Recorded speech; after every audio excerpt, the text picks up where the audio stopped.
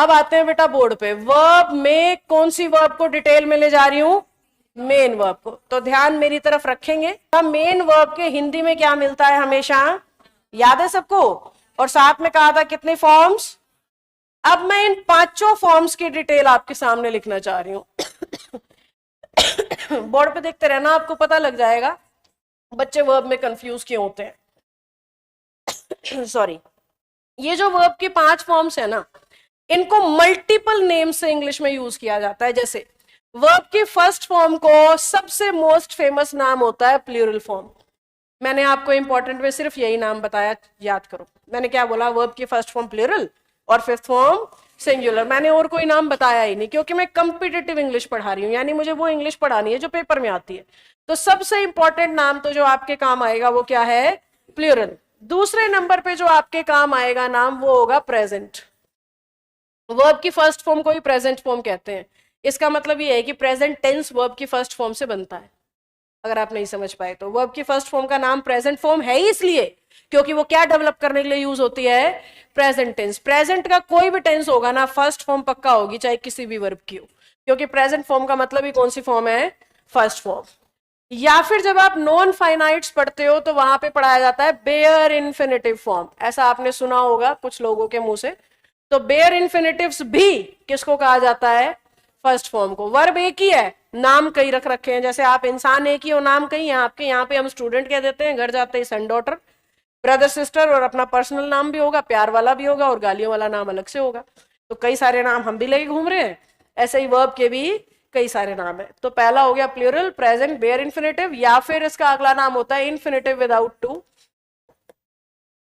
अगला नाम क्या है, इन्फिनेटिव विदाउट टू, यानी ऐसी फर्स्ट फॉर्म जिसके साथ टू कभी भी लगाया नहीं जा सकता। सिंपल सी बात यह है, ऐसी फर्स्ट फॉर्म जिसके साथ टू नहीं लग रहा। तो घूम फिर के बात तो एक ही है, फर्स्ट फॉर्म को कह रहे हैं प्लूरल, फर्स्ट फॉर्म कोई कह रहे हैं प्रेजेंट, फर्स्ट फॉर्म कोई कह रहे हैं बेयर इन्फिनेटिव, और फर्स्ट फॉर्म कोई कह रहे हैं to infinitive, infinitive without to, sorry. Second form को कहते हैं बेटा पास्ट फॉर्म, और कोई इसका नाम नहीं है। क्या बुलाते हैं इसको, सीधा पास्ट फॉर्म। इसलिए बुलाते हैं क्योंकि पास्ट टेंस में हमेशा इसका यूज होता है।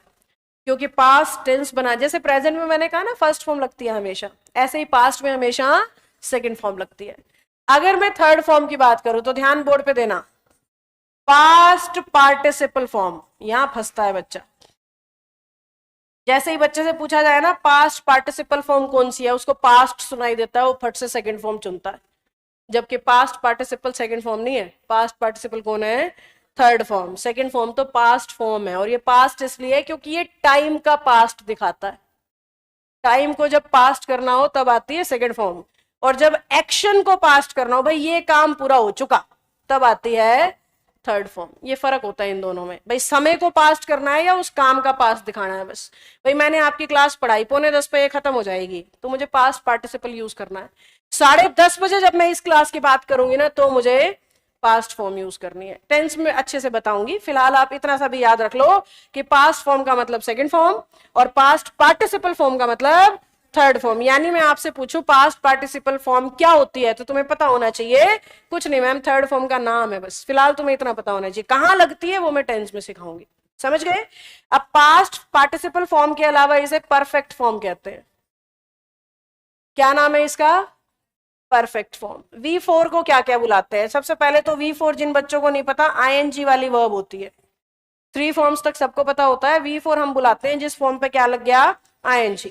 अब ING वाली फॉर्म को कहा जाता है कंटिन्यूअस फॉर्म, क्योंकि ये चलते हुए एक्शन को दिखाती है। कंटिन्यूअस फॉर्म का ही दूसरा नाम होता है प्रोग्रेसिव फॉर्म, और सबसे इंपॉर्टेंट नाम इसका होता है प्रेजेंट पार्टिसिपल फॉर्म। सबसे इंपॉर्टेंट नाम क्या है, प्रेजेंट पार्टिसिपल फॉर्म। यानी कि अगर किसी किताब में किसी टीचर मेरे मुंह से निकल रहा है भाई यहाँ पे प्रेजेंट पार्टिसिपल फॉर्म का यूज होगा, तो तुम्हें बस इतना पता होना चाहिए ING लगाना है।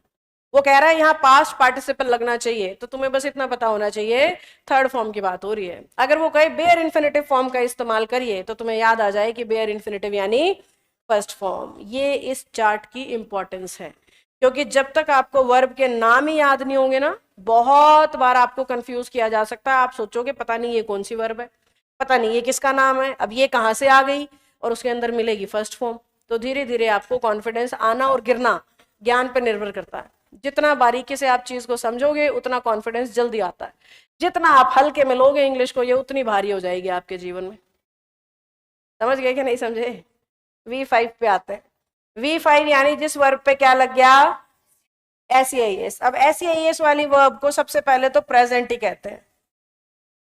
अब हो गया बच्चा कंफ्यूज कि फर्स्ट फॉर्म भी प्रेजेंट और फिफ्थ फॉर्म भी प्रेजेंट, फर्क कैसे करेंगे मैम?